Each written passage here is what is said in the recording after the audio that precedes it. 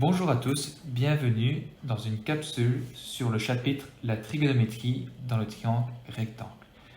Alors, avant de commencer l'exercice que je vous donne ici, donc déterminer la longueur du côté AC, petit rappel de la théorie.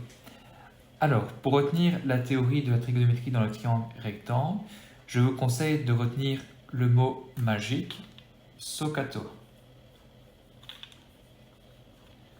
Donc pour rappel, le SOHCAHTOA, c'est un mot magique qui permet de retenir par cœur les formules de sinus, S pour sinus, C pour cosinus et T pour tangente. Alors, dans notre exemple ici, observons le triangle rectangle, vu que la formule dit bien qu'on est dans un triangle rectangle. Ce qu'il faut observer, ce que je conseille fortement d'observer, c'est l'angle que l'on donne. Alors, l'angle que l'on donne, c'est l'angle B. On dit qu'il vaut 35 degrés. Et par rapport à cet angle, observons les côtés que l'on donne ou que l'on cherche. Alors, on remarque qu'on a le côté 6, le côté BC. Alors, le côté BC par rapport à l'angle B, c'est un angle qui est voisin, donc on pourrait dire qu'il est adjacent. Or, on remarque que le côté BC est opposé à l'angle droit. Donc, c'est l'hypoténuse. Donc, moi, je décide de mettre un petit H, H pour hypoténuse. Et enfin, le point d'interrogation, donc ce que l'on cherche par rapport à l'angle B, le côté AC est opposé. Donc, nous avons OH.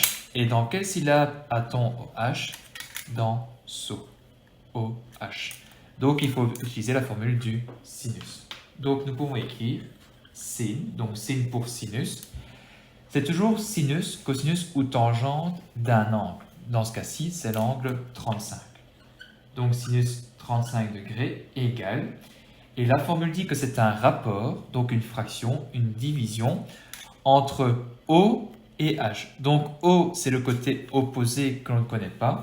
Donc, le côté AC, que l'on met au numérateur, sur, donc divisé par l'hypoténuse qui vaut dans ce cas-ci 6. Voilà. Ça, c'est la formule du sinus. Et nous, ce que l'on cherche, c'est le côté AC. Or, AC, on ne sait pas l'isoler. Alors, que voit-on apparaître ici? On voit apparaître une équation, une égalité entre deux membres. Et pour résoudre, il faut faire apparaître une deuxième fraction ici, à sinus de 35. Et nous savons que sinus de 35, c'est sinus de 35 sur 1. Quand il n'y a rien en mathématiques, c'est comme s'il y avait un petit 1. Et quand nous avons une égalité entre deux fractions, on peut se rappeler du chapitre des proportions, qu'on appelle aussi produit en croix. Le produit des extrêmes est égal au produit des moyens.